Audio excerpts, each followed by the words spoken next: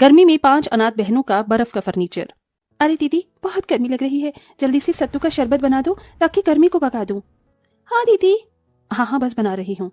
गरीब सलोनी जैसे तैसे सत्तू का शरबत बनाकर अपनी बहनों को पिलाती है तो चारों बहनें अजीब सा मुंह बनाती हैं। इयो, दीदी कैसा शरबत बनाया है, ये तो वो है ही नहीं जैसे मम्मी बनाती थी। हाँ दीदी, इसका स्वाद तो बहुत अजीब सा है। दीदी, ये सत्तू का शरबत नहीं है, ऐसे हम गर्मी में तरोताजा कैसे होंगे।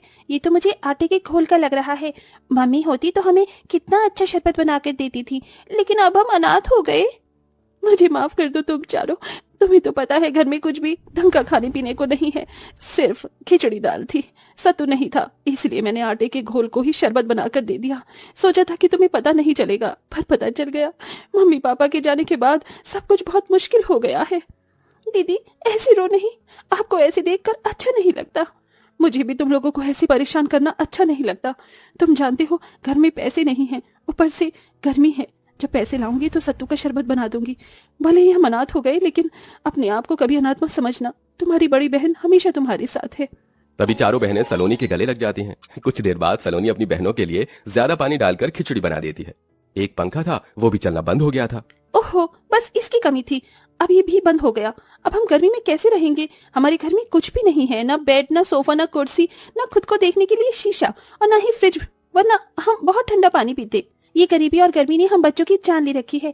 दीदी, मुझसे ये पानी वाली खिचड़ी नहीं खाई जा रही। मुझे भी दीदी खाने का मन नहीं है, मेरे को अच्छा अच्छा खाना खाना है। कचौड़ी, पूरी, मटर पनीर, दाल मखनी, चावल, आइसक्रीम, कोल्ड ड्रिंक, ये सब हमें कब खाने को मिलेगा। देखो, ये सब खाने को जब मिलेगा जब मैं नौकरी करने चली जाऊंगी। तब तक थोड़ा सब्र कर लो, मैं आज ही काम देख कर आती हूँ। फिलहाल सब मेरे साथ बैठकर खाना खा लो।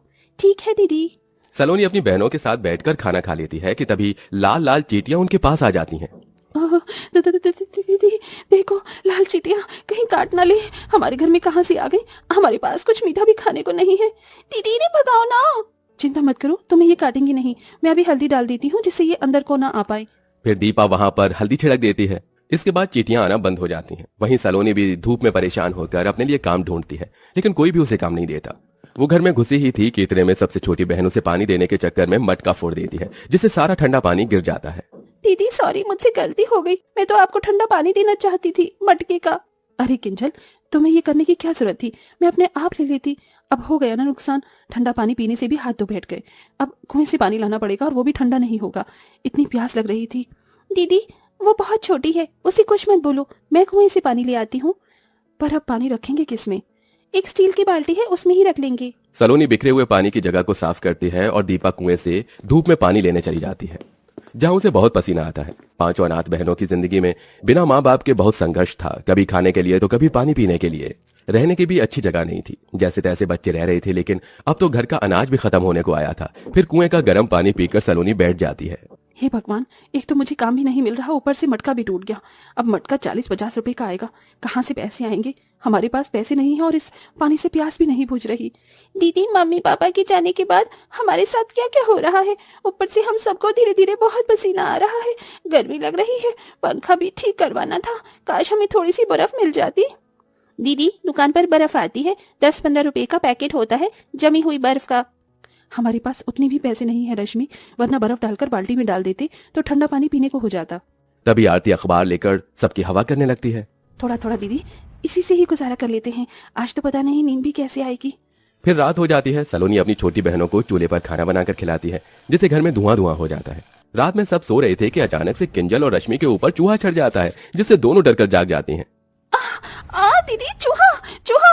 नहीं सलोनी, दीपा दीदी, चूहा नहीं था, वो कीड़ा था। हम जमीन पर सोते हैं, गर्मी में कीड़े भी तो आ सकते हैं। काश हमारे पास कोई बिस्तर होता, वैसे ही नींद नहीं आ रही थी और नींद उड़ गई। हे भगवान, अब कीड़े रात में कहाँ से आ गए।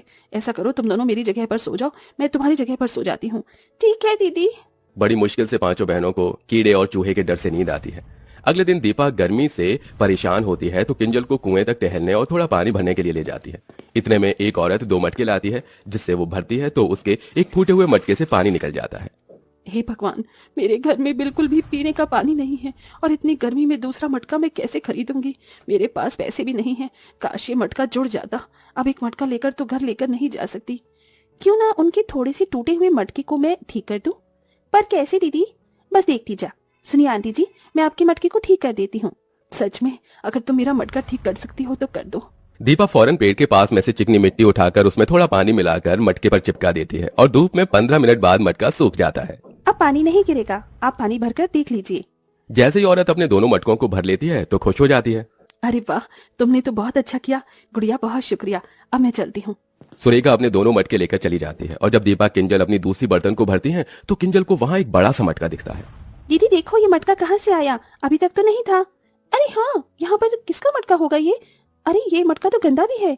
दीदी ये गंदा मटका किसका होगा? भला हमारे ही काम आ जाएगा। हम इसे साफ करके यही वाला पानी भर लेंगे। चलो घर ले चलते हैं। ठीक है चलो।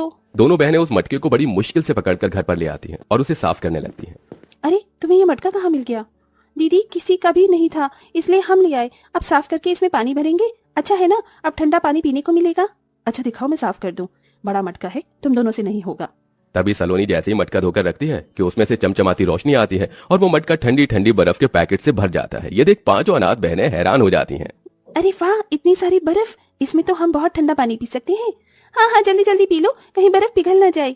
पांचों बहन बर्फ देखकर सब कुछ भूल जाती हैं और ठंडा ठंडा पानी पी लेती हैं। अरे हमने इसका ठंडा पानी तो पी लिया, पर ये मटके से अचानक से बर्फ कहाँ से आ गई? मुझे तो कोई जादू लगता है। काश हमारे घर में पंखा चल जाता तो इस गर्मी से तो बच जाते। तभी उस मटके से एक जादुई रोशनी निकलती है। मटके की ठंडी ठंडी बर्फ से पूरा घर बर्फ की ठंडक से भर जाता है। अरे वाह, अभी तो हमारे पसीने आ रहे थे, बहुत गर्मी लग रही थी, और तुमने देखा अभी एक जादू हुआ जिससे हमारा घर एक बर्फ की जैसी ठंडक दे रहा है।